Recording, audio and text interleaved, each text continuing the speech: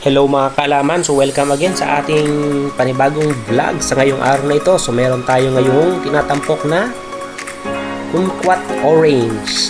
So ito yung mapapansin nyo pag orange malalaki. So ito naman maliliit lang siya.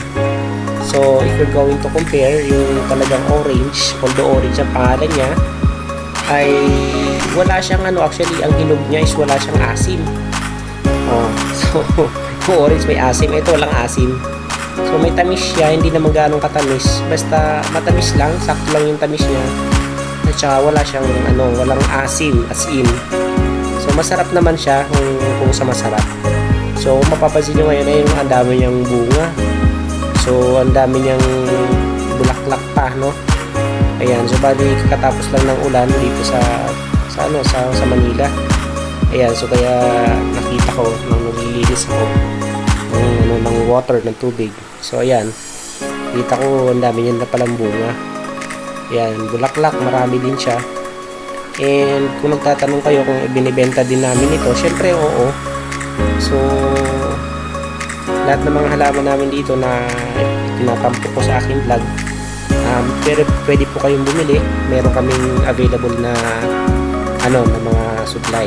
Ayan so ang laki niyan, siguro yung malaking bunga na yan ay nasa more than 1 inch, no? So yung circumference naman niya probably more than half inch naman, no? So bali parang siya, yung ketchup bang tawag doon, kaya lang oblong siya. At ito naman yung ating white Himalayan mulberry.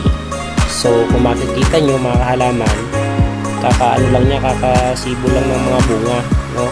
So kakaprune din lang natin yun. Every time na nagpuprune tayo, yan ang susunod, mamumunga siya. So yan, napakatamis ng bunga yan kapag nahihinog.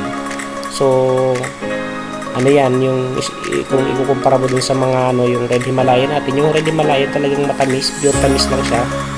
Ito mas matamis talaga to, no, yung white Himalayan natin. So ang bunga nito, humahaba to ng hanggang siguro 3 inches pag talagang maganda yung bunga niya. So mahaba naman siya, katulad lang sa red Himalayan.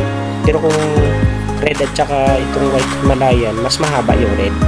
Pero mas masarap ito, no, promise. Mas matamis pa siya, yung white Himalayan mulberry natin. Again, kung magtatanong kayo kung meron kaming binibenta nito, meron din po. Actually, meron tayong yung mother plant, no. So sa susunod na vlog natin, ipapakita ko sa inyo yung pinaka mother plant niya. So bali nandito rin siya, nakalagay sa drum. Tinanim ko sa drum So madami din bunga siya, and yun, kakaprune lang din, kaya lahat bungang laman Kaya next vlog, yun ang natin, ipopost natin dito. So don't forget to subscribe para updated kayo sa ating mga vlogs o mga videos na ina-upload. So maraming salamat sa mga nakapag-subscribe naman. So that's all. Salamat.